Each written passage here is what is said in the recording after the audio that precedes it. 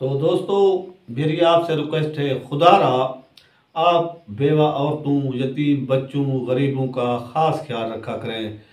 یہ میری آپ سے ریکویسٹ ہے۔ تو دوستو یہ جو خاص تہوار ہے نا، ہمارے عید ہے، شادیاں ہیں، خوشی غمی کی محفلیں میں ہوتی ہیں، آپ ذرا ان بچوں پر، یتیم بچوں پر اور ان عورتوں پر تھوڑی سی نظر شفقت کر دینا تو معاشرے میں انسانیت پھیلنے سے خدا بھی خوش ہوتا ہے۔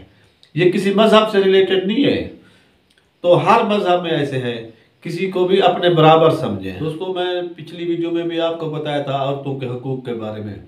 اچھا، کیا یہ اسلام میں ہے؟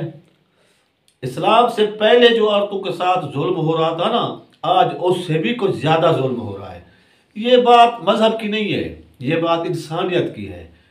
انسانیت کسی بھی مذہب میں ہو نا، انسانیت کے ذریعے آپ سوچیں، ابھی کسی عورت کا خاوند فوت ہو جاتا ہے، ان کے گھر میں فوت کی ہے، 3 دن تو رشتہ دار اس کے گلے لگ کر اور ہمدردیاں دکھا کر، قربت دکھا کر اس کا سہارا آسرا بنے رہیں گے۔ 3 دن کے بعد اس سے منہ چھپاتے جائیں گے، شاید یہ کسی سے کچھ مانگ نہ لے۔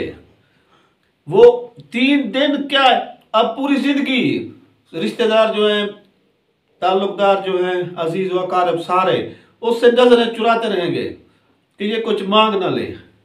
اچھا، پرائے تو پرائے اپنے بھی کھانا تک چھپاتے ہیں بیوہ عورت یا اس کے بچوں سے۔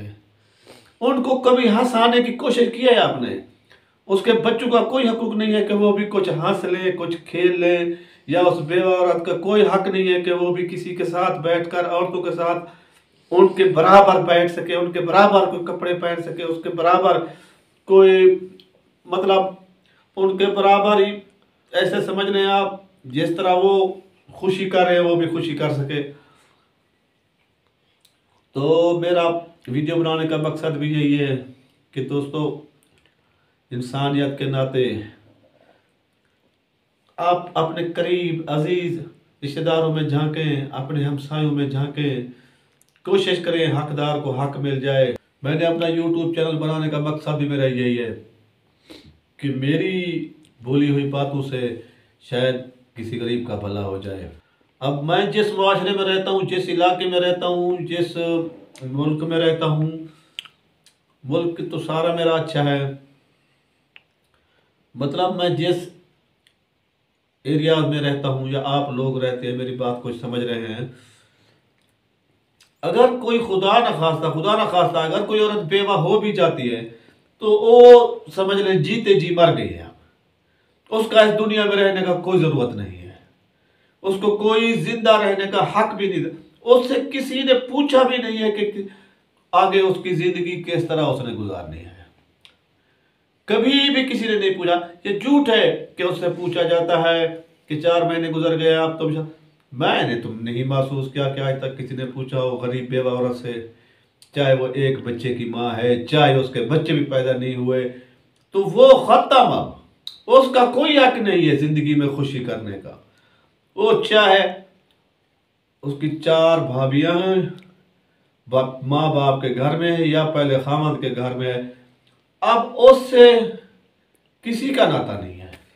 مطلب وہ ساری میک اپ کرتی رہے، شادیوں پر جاتی رہے، خوشیاں کرتی رہے، اگر اس نے تھوڑی سی لپسٹک بھی لگا لی تو طوفان کھڑا ہو جائے گا، یہ تو بیوہ ہے۔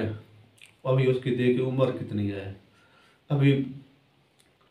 اچھا، اور تو اور بیوہ عورت کو تو عید پر بھی نئے کپڑے پہننے منع کرتے ہیں، خوشی کا تو اس کا حق بھی نہیں ہے کہ اگر وہ بیوہ ہو گئی ہے تو اس کا زندہ رہنے کا حق بھی ختم ہو گیا ہے، خوشی کرنے کا حق بھی ختم ہو گیا ہے، وہ بال نہیں سنوار سکتی ہے، وہ کپڑے نہیں پہن سکتی ہے، وہ اس کی دوسری شادی کوئی نہیں کروائے گا، اس کی شادی کروانا جرم بن گیا ہے۔ اور اس کا یار اگر اس کے 2 بچے ہیں، کبھی سوچا ہے کہ ہمارے بچوں کی طرح وہ رہ رہے ہیں؟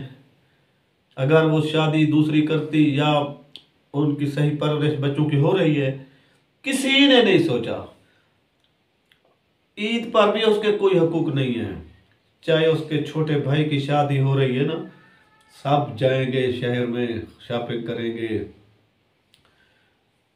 وہ نہیں جا سکتی۔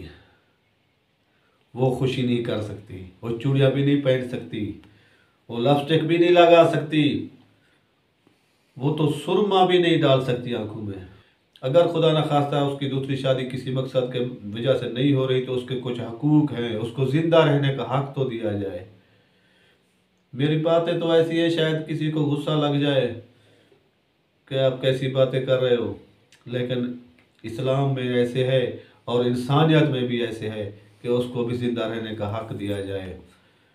تو مہربانی کر کے میری چینل کو سبسکرائب کریں اگر میری ویڈیو آپ کو اچھی لگتی ہے۔